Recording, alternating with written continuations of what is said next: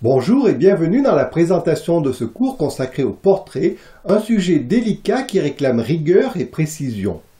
Ce cours va vous permettre de renforcer l'ensemble de vos compétences telles que voir les formes, estimer les proportions ou maîtriser les valeurs, mais également d'acquérir des connaissances spécifiques sur le portrait.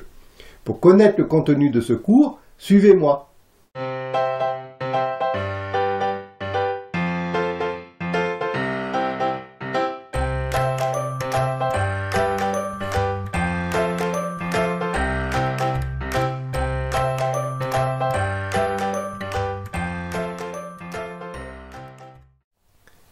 L'art du portrait ne se résume pas à reproduire avec exactitude les caractéristiques physiques d'un modèle. Il s'agit d'aller au-delà de la simple apparence pour traduire le caractère de la personne que l'on représente. Un portraitiste doit savoir capter cette essence et la transmettre au travers d'une expression, d'un port de tête ou d'un éclairage particulier. Il est ainsi nécessaire de bien connaître les spécificités de la tête humaine afin de réaliser des portraits ressemblants. Dans ce cours, vous allez donc apprendre à utiliser la structure et les proportions de la tête pour déterminer la place, la taille et la forme des principaux éléments, développer un profond sens de l'exactitude, mais aussi comprendre l'importance respective du global et des détails, et saisir les caractéristiques propres à votre modèle afin de réaliser un portrait vraiment ressemblant. La première leçon est consacrée aux proportions de la tête. Connaître les proportions de la tête ne vous garantira pas la ressemblance d'un portrait. Cependant, ces informations vous permettront de construire votre dessin sur de solides bases. Dans cette leçon, vous allez donc apprendre à utiliser les repères fournis par les canons pour dessiner des visages. La seconde leçon est consacrée à l'anatomie de la tête humaine. Pour réussir un portrait, vous devez connaître les principales caractéristiques de la structure de la tête humaine. Il ne s'agit pas d'étudier les os ou les muscles à la manière d'un médecin, mais d'observer la structure d'un visage pour dessiner. Dans cette leçon, vous allez donc apprendre à tirer parti des éléments anatomiques et des mécanismes qui influent sur la forme du visage. La troisième leçon est consacrée aux yeux. Bien que le portrait ne soit pas uniquement une affaire de détails, connaître les spécificités de chaque partie du visage vous aidera à restituer les particularités de votre modèle.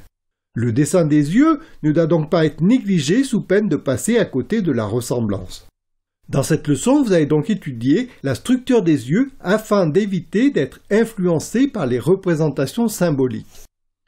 La quatrième leçon est consacrée au nez et aux oreilles.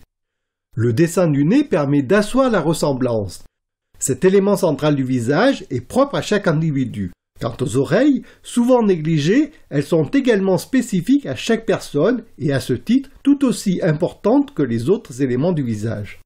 Dans cette leçon, vous allez ainsi étudier le nez et les oreilles afin de comprendre leur structure et leurs caractéristiques. La cinquième leçon est consacrée à la bouche et à ses expressions. La taille et le placement de la bouche participent activement à la réussite de votre dessin et à la ressemblance d'un portrait.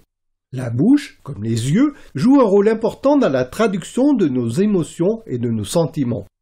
Dans cette leçon, vous allez donc étudier la bouche et les déformations qu'elle subit lors de l'expression de nos émotions. La sixième leçon est consacrée à la mise en place d'un modèle. Un portrait, pour être totalement réussi, doit aller au-delà de la simple apparence. Savoir transcrire les caractéristiques propres à chaque personne et choisir une bonne mise en page du sujet sont les garants de la réussite d'un portrait. Dans cette leçon, vous allez donc étudier le processus de mise en place d'un modèle afin que son portrait reflète parfaitement sa personnalité. La septième leçon est consacrée à l'éclairage. La qualité et la direction de l'éclairage sont des éléments essentiels pour obtenir un beau portrait. Ce sont principalement les ombres et lumières qui vont permettre de restituer les reliefs d'un visage. C'est également l'éclairage qui procurera à votre dessin une atmosphère particulière.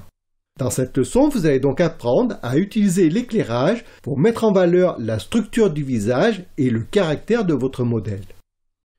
La huitième et dernière leçon est consacrée à la ressemblance. Vous avez amplement étudié la tête humaine, sa structure générale et les spécificités de chacune de ses parties. Celles-ci vous sont maintenant familières, mais pour réussir un portrait, vous devez comprendre que la ressemblance, au-delà de l'assemblage des yeux, d'un nez et d'une bouche, tient à la restitution exacte des caractéristiques d'une personne. Dans cette leçon, vous allez donc étudier les différentes façons d'aborder le dessin de visage afin de rendre vos portraits plus ressemblants. Voilà, la présentation de ce cours consacré au portrait est à présent terminée. Je vous donne donc rendez-vous dans ce cours pour y découvrir ce sujet particulier au travers des 112 pages, des 8 leçons en PDF et des 16 exercices qui accompagnent ce cours. À bientôt!